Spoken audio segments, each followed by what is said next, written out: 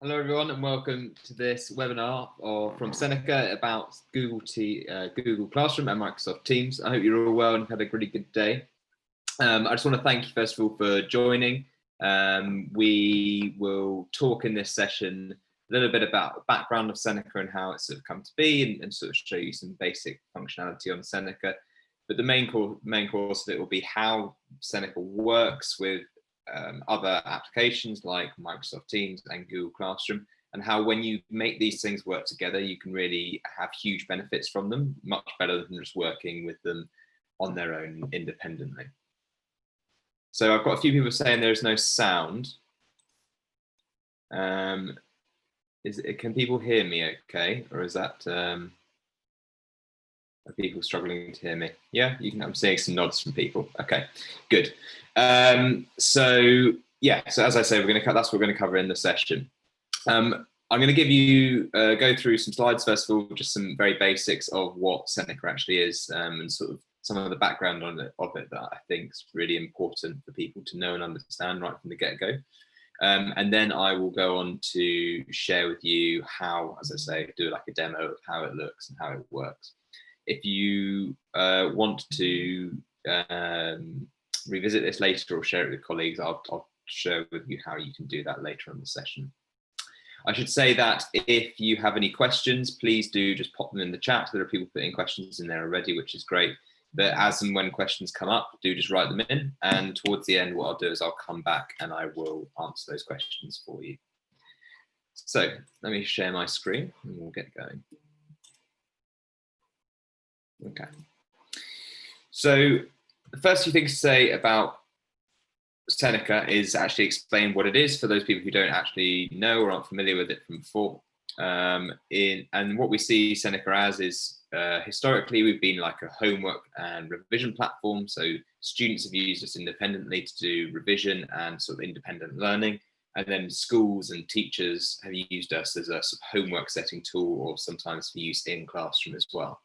And obviously, as time's gone on and things have changed a lot over the last 6 months or so, we have seen a really different use of the way Seneca's being used across the country. And obviously, it's being much more of a distance learning platform now. So there's a lot more what we'd call flipped learning. So using Seneca to deliver the content and then having some sort of teaching afterwards. Which was a use before, but it's become much more widely used in that way now. Also to deliver content, if we're thinking about, I know there's like local lockdowns and things going on, obviously we don't know what is going on, and we hope schools stay open, but if obviously the worst happens again, then hopefully we'll be able to continue to support you and continue to help you deliver content to your students. Now, some of the best things that I think are worth highlighting about Seneca and how it works is firstly that the way we've designed Seneca is it's based on cognitive science. So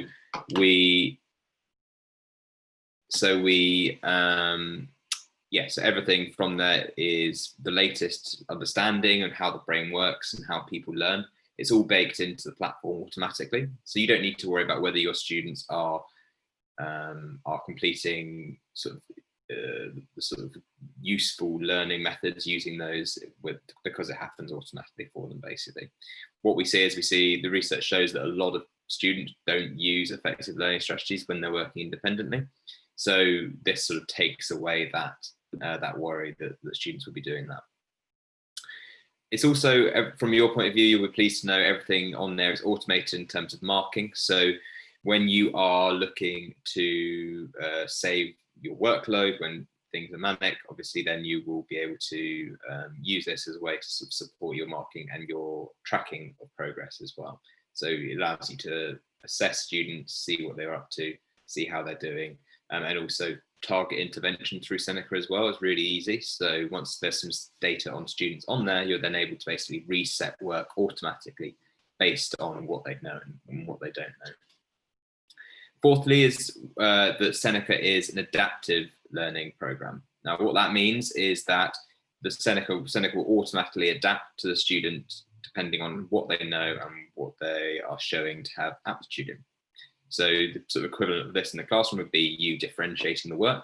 But Seneca does that automatically by basically, say, for example, you were stood behind two people doing the same course and you watched what was going on. You'd see two very different sessions depending on how well or not so well those students were doing in those classes.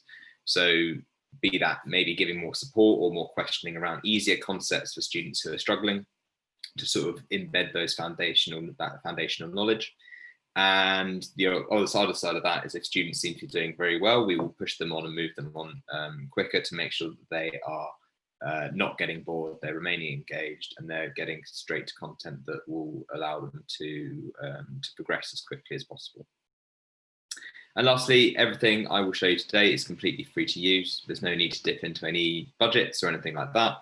You can literally go away and start using this straight away after this session if you haven't done so already. So yeah, everything I'll show you will be included in that free plan.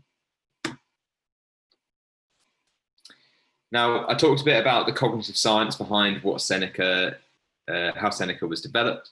Now, we worked with sort of leading experts in these areas to make sure that our implementation was effective, but we obviously wanted to verify that as well. So what we did is we did a randomized controlled trial with just over 1,100 pupils. And what we found was when we compared the use of Seneca with another independent learning tool, for example, a revision guide, we found that Seneca was actually over twice as effective in post-test results compared to very similar pre-test results, which we very much see as a validation that actually what we are doing is effective and the way we've implemented it is effective and is making a positive impact on students' outcomes.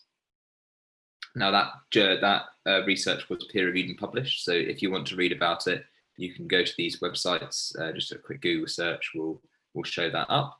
But otherwise, if you want to ask questions about that, please do as well. Happy to explain it further. Now, in terms of what we have on Seneca at the moment, obviously, I'm not sure what you guys teach and what year groups you teach, but we have content right from year 3 up to the end of A-level. And everything on there at Key Stage 2 and 3 is linked directly to the national curriculum. So it's exactly what students need to know at that level. And at Key Stage 4 and 5, it's linked to the exam board specifications for those qualifications. So everything on there is exam board specific. So it's exactly what your students need to know.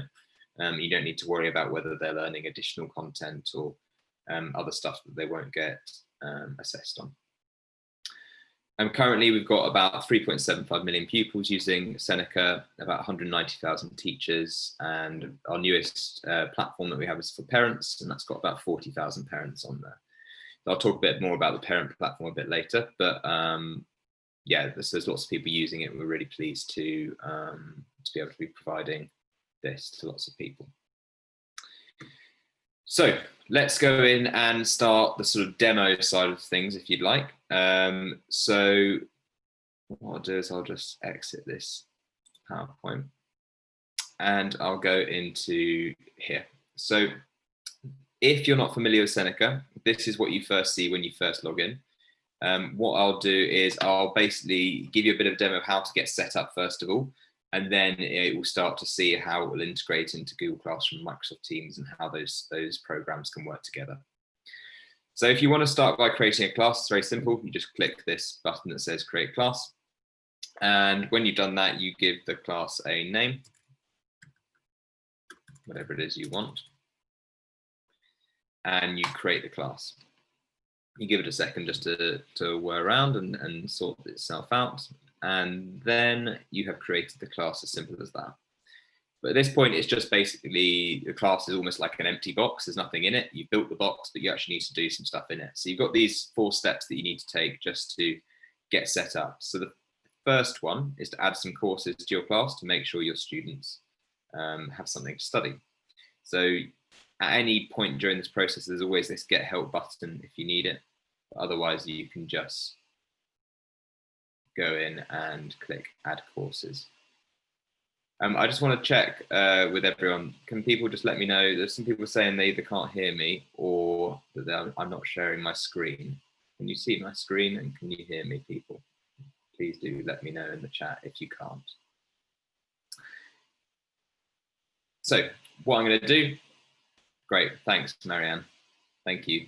Okay, so those who can't hear me, I'm sorry, or you can't hear me, I can't help you, I'm afraid, sorry. But yeah, I'll go on, and hopefully those people who can't hear will work out why not.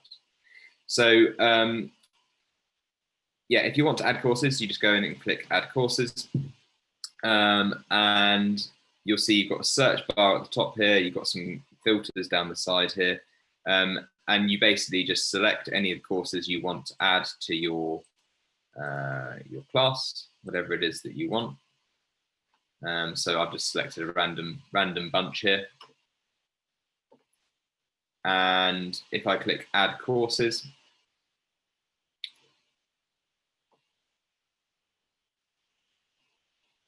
that's then added those 6 courses to this class. Now, if I then want to create an assignment to mark work automatically, I can then go in and do that here. So I click assignment, I've got those 6 courses I've just added popped up. So you just choose whichever one you want. So let's go for this chemistry Edexcel A-level as an example. And I will select whatever I want to set from this course, whatever is appropriate for the students. I just check these boxes down the side. Set as many of you as you want. Something quite nice that a lot of people miss is this sort of estimated time at the top. So this says it will take 21 to 35 minutes. It's quite useful when you're thinking about setting the appropriate work for your students and the amount of time you want them to spend on your work. So when you're ready, click assign. And you give the assignment a name. And a start and an end date. Now, the start and an end date is really good because potentially if you want to, you can plan ahead into the future. And if you, so say you, for example, you want to plan all your half-termers work in one go, you can do that just by setting the appropriate start and end date, start and due date, sorry. And it will only show, the assignment will only show for the student after the start date's passed. So again, quite a useful tool for you to help sort of plan all your work and manage your workload effectively. So when you're ready, click create, and that will basically create that assignment on that class. But at the moment, you may have noticed I've not actually talked about students at all. I haven't added any students, or there's no students that are available on here. You'll see this big students 0 here. But what you can do is then start to add students. And this is where the first link between sort of your Google Classroom and your Microsoft Teams comes in. So you'll see here, we've got a few different options of how to invite students, but it's basically done by link sharing. So what you do is you share a link somewhere, and then that child can then join your class via that link just by clicking on it. So what I'll do is I'll show you that process in both Microsoft Teams and Google Classroom, one after the other. I'll start with Google Classroom. So what you can do is the first thing you have to do when you click on the Google Classroom link is it will take you to your Google Classroom, and you just have to select a class that you want to set this for. So for example, I'm going to select this Year 10 group. And then you can select an action. Now there's 4 different types of actions you can do in Google Classroom.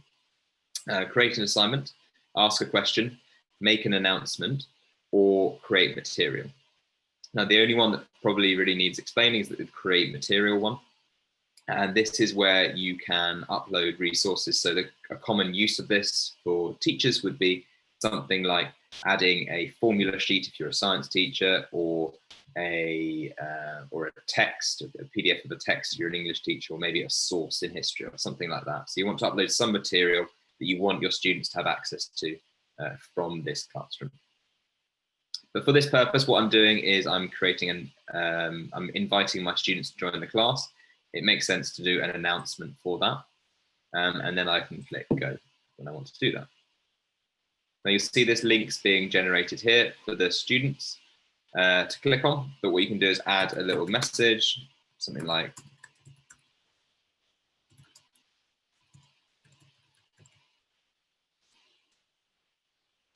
click the link to join the class. And then you can choose to set it for multiple different year groups or classes if you want, and you can also set it just for specific students just by unticking these boxes. Something quite nice, again, similar to the sort of assignment feature where you can sort of choose when you want to set the work. You've got this little down arrow which allows you to schedule it for later, save it as a draft if you want, or post it straight away. So those are the options you can take, but I'll just post it for now so we can see what happens. So once you've posted anything on Google Classroom, it will always give you the option to view that post, just to double check for yourself. So if I click view, you'll see I'm taken through to that year 10 group. And it's gone into, here you go, click the link to join the class, has popped up. And you can see it's gone into the stream here. So the stream is basically, it's like, think of it like a message board, if you like. So it's where all the communication happens between you and your students. So students can see everything you post, and students can reply to you, they can send messages to you, etc. Now, when a student sees this, click the link to join the class. The student can click on that, and it will take them through to Seneca. And what that will ask them to do is, first of all, if they haven't signed in already on the device they're on, they will be asked to sign in. But once they've already done that, in this case, I've already signed in, so it doesn't ask me to do that, but it will take me through to a page that will say you've just joined class name, which is the name I gave the class earlier, and it gives the teacher some information, the student some information on the class, and then they can continue. And that will take them through, and you'll see those 6 courses I added are just here, and that assignment I made is here as well. So that's the sort of process from a student's perspective and inviting the student. So let's show you the same process, but this time on Microsoft Teams. So we've done Google Classroom, let's invite the students this time on Microsoft Teams. It's quite a similar process in many ways, but let's just show you again. So if I click on the Microsoft Teams button, again, you'll have to sign in if you haven't done so already. But once you've done that, you can basically choose where you want to share it to. And one of the big differences with Microsoft Teams is it's split up into teams and channels. Now, the difference between those is your team might be something like your department, as in like your department teachers, the other teachers in your department, and the channels might be the different classes within that department. What I can do is I've got set up here a Year 10 Maths group that I've already set up. And I can, again, this link's been generated, but I can write a nice message, just like before.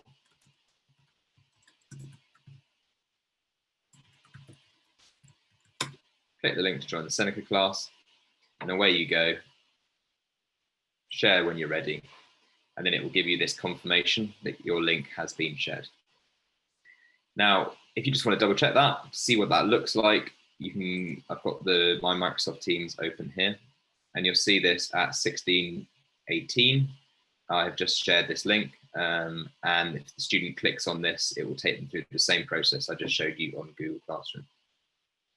Now these channels, these are like channels here, and then these are teams here, and then these underneath the teams are different channels. So I've got a maths channel here under Year 10, and students will see this in exactly the same way that you see it. Students can reply to you, see messages and things like that, and they just come up in the posts section. So the posts is like your message board for that channel, if you like. So that's inviting students. Now, hopefully you've now invited students, you've created an assignment, you then want your students to actually do something, hopefully. So what I'm going to do is I'm just going to flip into a class that actually has some more students in, so you can see what that looks like. So here we have an assignment, a class with many more students. And if I go into my assignments tab here, this is basically where I can start to see the data and make the most of these different assignments I'm setting for my students. So I'm just going to go on to one of these past assignments and see how my students have done. Let's take this one, for example. Give it a second to load, and then you'll see you have some details on the assignment at the top here. So who's completed it, who completed it late, and who it was incomplete for. And then you've got some basics of average scores down the side here for the whole class.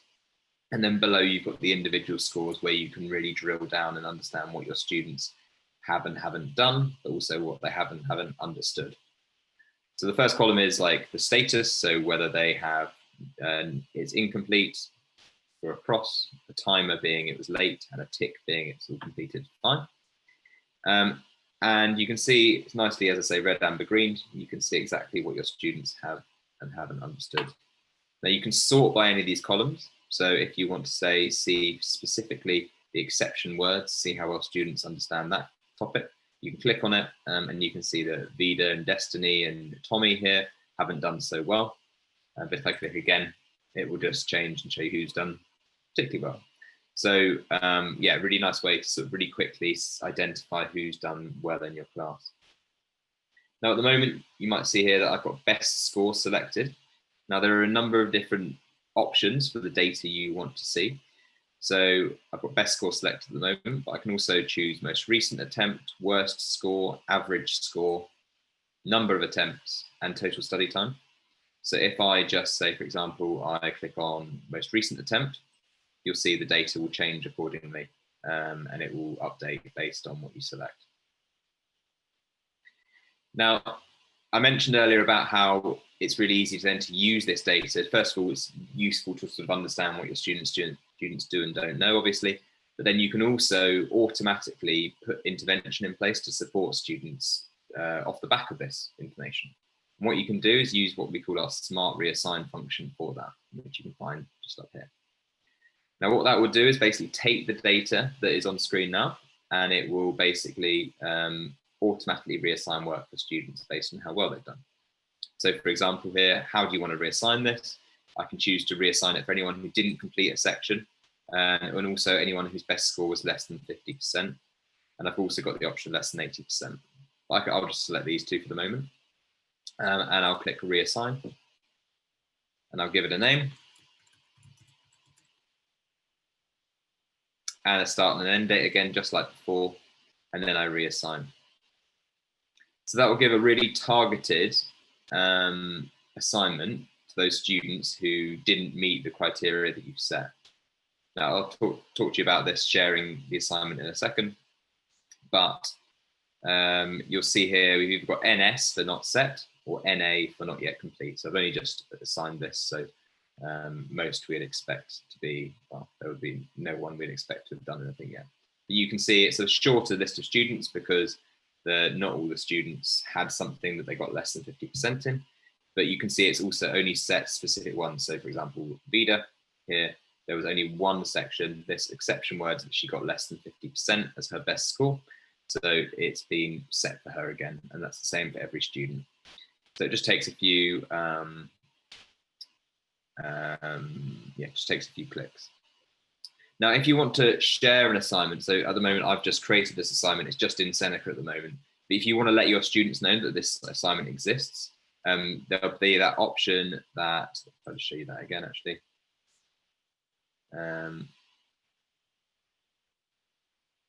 So there'll be that option to share it when you first create the assignment, but you can also go back in and share it later using this share button here. So when that comes up, you'll see this, and then you can help your students basically directly come to this assignment by sharing a link. So again, I'll show you the process on both Google Classroom and Microsoft Teams, starting with Google Classroom. Yeah, Callie, I see Callie's question came in just in time for me to answer it for her. The question from Holly is the NA stand for in Smart Reassign. NA just means it hasn't been completed yet. So when it gets complete, the assignment will be, the mark will go in there. NS is not set and NA is not yet complete. So again, we are sharing this assignment this time. So again, I'm going to choose the class in Google Classroom and I'm going to choose the option here. So this time I'm probably makes sense to create an assignment as this is an assignment. And if I click go, then again, that link's been generated for me.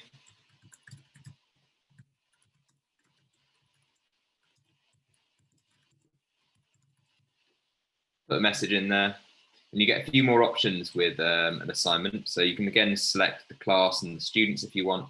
But if you're using the mark book in Google Classroom, you can also set a number of points. or you can leave it as unmarked. You can also set a due date if that's useful, and then you can also set a topic to it. Now I'll leave it as no topic at the moment because I'll explain what the topics do in a second when we go through and set this. Now again, I can click the down arrow and set it for later, or schedule it, or save it as a draft, assign it for now, whatever. But those options are there for you, but let's just assign it for the moment. And you'll see, you get that option again to view the post. And it loads up in your stream again. So that message board that we spoke about earlier, it will just pop up as an assignment in there. There you go, and Richard Broad posted a new assignment, Seneca assignment. Now,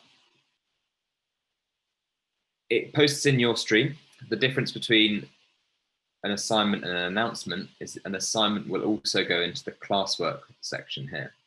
So the classwork section is, again, does what it says on the tin. It's sort of will give you everything, all the classwork and all the other stuff that you will post in here. Now, I talked about topics a moment ago. You can see I've got some topics below here. And this assignment I've just set has just popped up at the top. And that's because basically I didn't set any topic for that assignment. So, and it's important to say with Google Classroom and Microsoft Teams as well, actually, what you see is what the students also see. So this is for you to organize the content that's within your classroom, but it's also to help your students organize the content within your classroom. So what you can do is, say, for example, I want to help organize this a little bit. I've got this assignment here. You just drag it and drop it into whatever assignment, whatever topic you want. I'm going to put it in this Macbeth topic, for example. It drops it there, and then that helps to organize it for you. If you want to create a topic, it's very simple. You just click this create and then topic, and it goes in there. So that's the process on Google Classroom. Again, let's have a look at Microsoft Teams. So this time I'm going to click the Teams link to share this link to this assignment. Again, I'll be taken through and I'll be asked to choose which channel or team I want to set it in.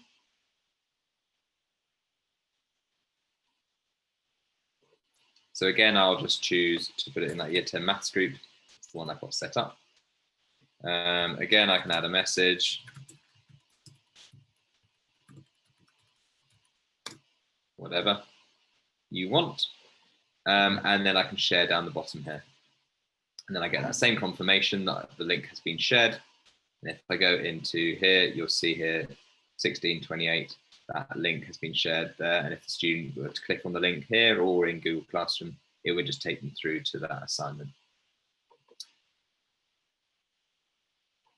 So I've mentioned about the data that you can see and also how to reset work based on that data.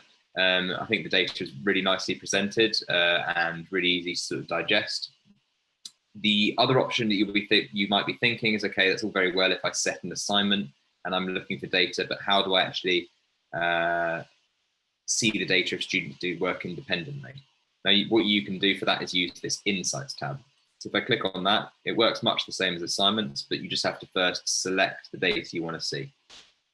So first of all, I choose the course I want. So for this example, it's a Key Stage 2 course, but it would be the same for any course. You again choose the metric that you want to see from those same options we had before. And then you choose the time period you want to see as well. So be that the last 30 days, last 24 hours, last year, or a custom date range as well. You can see that yourself as well. Now what you can then do is select the data, or select the sections you want to see data for. So this is our Key Stage 2 English course. So I can choose as many or as few of these as I want, just like I was doing when I was choosing what assignment to set for my students. Now I can just go on and on with this. But when I'm ready, I just select those sections. And I give it a second to pull that data through. And again, it's nicely presented there for you, ready to go. Now, what we will do soon is we're going to add the smart reassign function to Insights as well. So it's not just on assignments.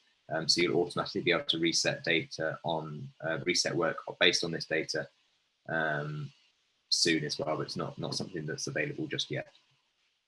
Now, I should have mentioned this with assignments really, but on Insights and anywhere else you can see data on Seneca, you have the option to export it into a spreadsheet. So then you can use it again in whatever way you want.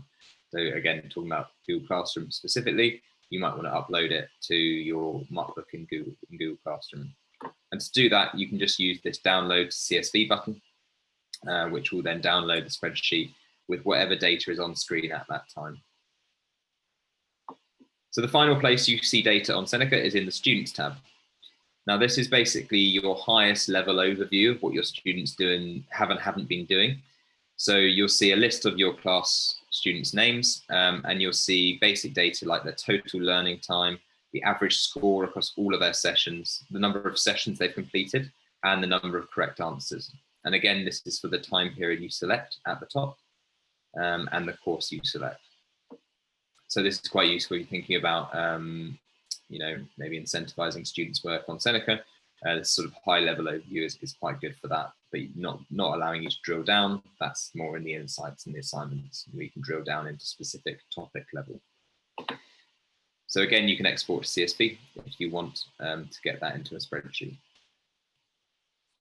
So that's kind of all the functionality in Seneca and Google Classroom. There's one more thing I wanted to show you in Teams, which I think is really valuable and is potentially really good, is that in a channel on Microsoft Teams, what you're able to do is add custom tabs. So if I click this tab here, what I can actually do is add a Seneca tab into the channel, so that makes it easy all in one place for you to access. So this sort of extra tabs are actually really useful, not just for Seneca, for lots of different things. You can add basic products like Microsoft Word, Excel, and PowerPoint, etc. But you can also add a whole host of like third-party apps that might be useful for your teams. And for Seneca, if you just add a website, and if you call the website whatever you want to call it, it makes sense to call it Seneca. And if you take the https app.senecalearning.com from the front of any Seneca page, you just take that, and you can choose to post about that in the channel if you want. But if not, you just click save. And what that will do is it will load up, give it a second, Seneca within within Microsoft Teams. So it's all here and accessible. And your students can obviously then do this and sign into their own accounts with this as well. Your account won't be compromised by doing this because it's basically whoever is signed in at the time on that computer rather than whoever's signed into the channel or anything like that. So it's all very safe. So that is all the sort of functionality I'd like to say. The last thing that doesn't really directly affect you, but you may find useful, is on the parent platform that we have. Now, you may or may not know that parental engagement is potentially a really important lever for improving student outcomes. There's a lot of research around that shows that is the case. And what you can do is parents can set up a free account, and they can come in here and they can basically track their child's work, and see how well they're doing, and allow them to really quickly and early identify how their child's doing, if there's any issues that need to be addressed. So it should make your communication with parents much easier because they can see the work that the students are doing. And also they can be more engaged in their child's learning, which will hopefully improve outcomes for those students as well. So that is available and ready to use. So if you want to encourage that with your students, then I'd encourage you to do that. Sorry, with the parents of your students, I'd encourage you to do that. So what I'm going to do now is I'm going to stop sharing my screen, and I'm going to come back and see if there are any questions. I'm just going to go through them. If you haven't put in your question yet and you have a question that you'd like to ask, please do pop that in now, and I will have a look at answering those for you. Just give me a second. I hope everyone was able to hear me for the whole session. If you are only just about able to hear me towards the end, or you want to rewatch it or something, this session is live streamed on YouTube, So if you want to access that, you just need to go to the Seneca CPD YouTube channel, and you can rewatch anything I've said for this exact presentation. But also, if you want to share it with colleagues, then obviously you're welcome to do that.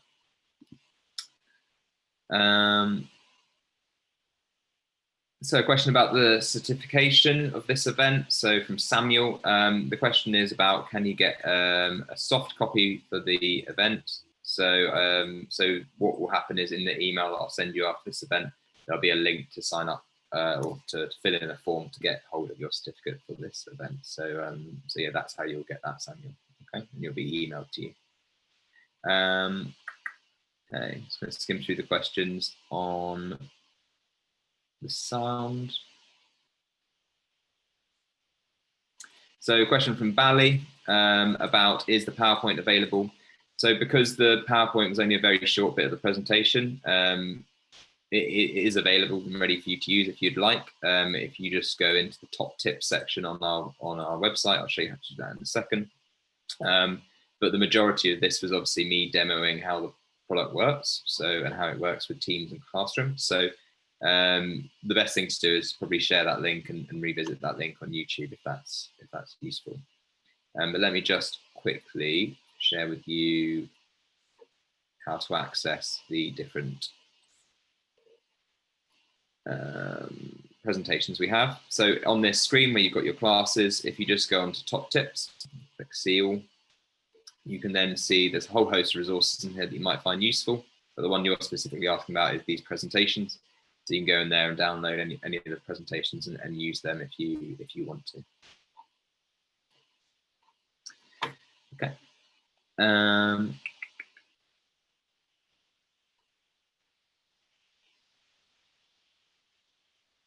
Okay, a question from A. Wendell about courses. Specifically, they were asking about drama.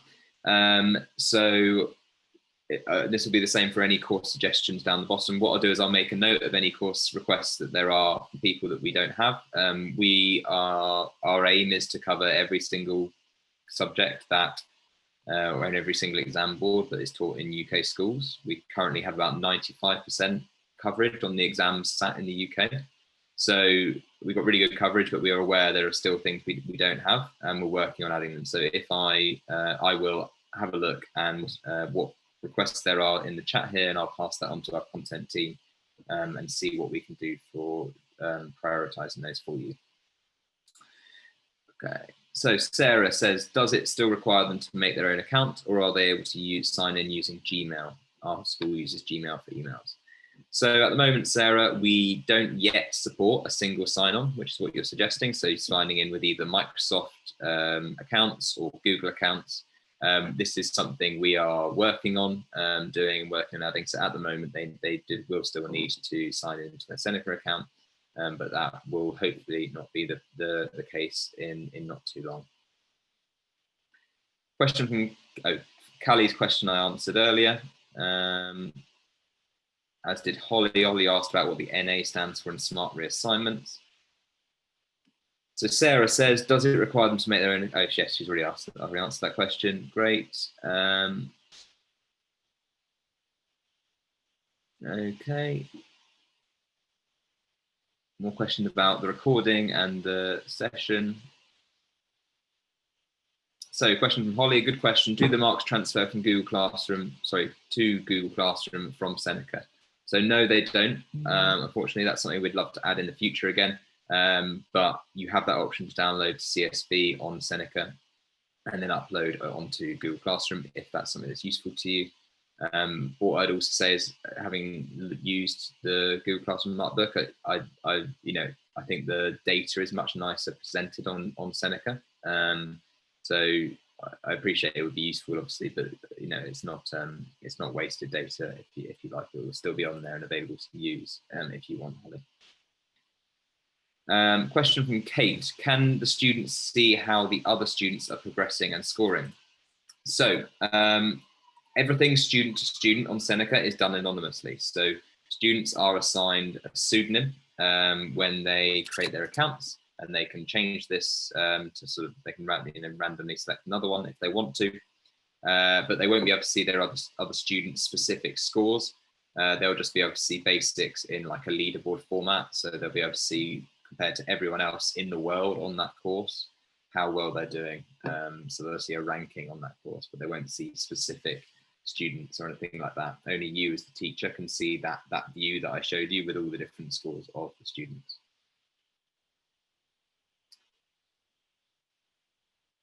Okay, question from Callie says, can you delay publication of the assignment on Teams? Unfortunately not. That's not an option that Teams provide, I'm afraid.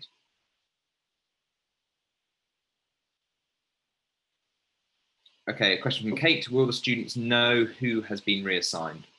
So the students won't know specifically who else has been reassigned, but they will know if they've been reassigned because they will have an assignment that pops up on their Seneca page. So I didn't show you any of what the student platform looks like for the scope of this session, but the students will be able to see basically on their homepage any assignments they've got coming up. So if you set a reassignment for them, it will pop up on their homepage on Seneca. A question from Tobias. If you set Seneca as an assignment, are the scores reflected on Google Classroom? Hope I've already answered that already. So you just need to download the CSV from from Seneca, and then upload it to your markbook on Google. Question from Marianne. Can you see the questions they haven't answered correctly, as well as the smart reassignment? So drill down from the table. So at the moment, the data we provide is on the topic level. We don't provide any question level data, unfortunately. I appreciate that would be useful, but in terms of setting that, don't forget when you reset work, the system will know and understand what the student has and hasn't understood based on the last time they did it or the previous times they did it. So the system will automatically differentiate the work for that student. So you almost don't, to set that work again and address misconceptions, it will automatically do that for you. So yes, but you can't drill down into that specific data. Question from Gemma. Do students need their own login, email and password to access it if they're using the link from Google Classroom? So yes, they will, Gemma. They'll need to sign up for an account on Seneca. Until we have single sign-on, that will be the case.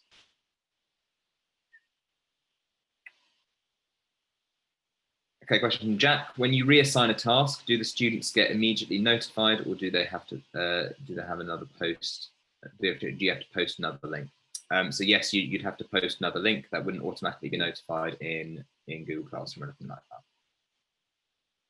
Question from Leslie. Are there any plans for Key Stage 3 German? So yes, I'll refer to what I said above.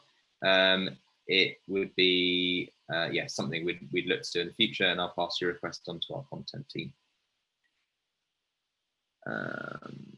Okay, question from Mr. Chips. Any way to look at the premium section before buying? How many users does the premium license cover? So with the premium access, of course, if you want to have a look at that, that's absolutely fine.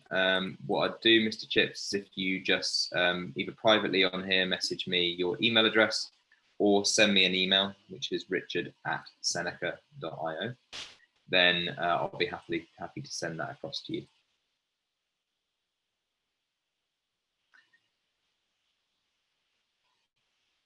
Okay, so question from Stella. Can I see at a glance which assignments have already been set in which classes? So no, you can't see that, unfortunately. That's not something we offer, Stella. Question from Marianne is asking about Key Stage 1 courses. So we don't cover any Key Stage 1 courses at the moment, I'm afraid. Question from Leslie. Do teachers still see the student actual names rather than pseudonyms? So yes, they do. They see the students' actual names. They don't see the pseudonyms. Okay, that looks like I may be coming to the end of the questions. Okay, so for certification, if you want to do that, there'll be a link sent to you afterwards. That won't be something I'll be able to sort out from here. So please do, some people are sending me their emails on the chat. Please just fill in the form that you get via email after this. And sorry, one last question from Leslie. How can you set up a class that can be accessed by more than one teacher? So when you set up a class, actually, I'll just quickly show you this. It's very quick to show you. On your class, if you go into one of your classes, you will see you've got this teachers section here. You can now add teachers. So if you just click on that, and then you type in their email address to invite them to this class, and then they'll be able to see the data and set assignments on that class as well as you. Okay. Great. Well, I hope everyone found that helpful. Thank you very much for your time, and thank you for joining me. If you do have any follow-up questions or anything like that, best place to get in touch is through our live chat on our website. So you can get in touch with my colleague Olivia, and she'll be happy to help you. But otherwise, thank you very much, and have a great evening. Yeah, I hope you have a good one. Thanks very much.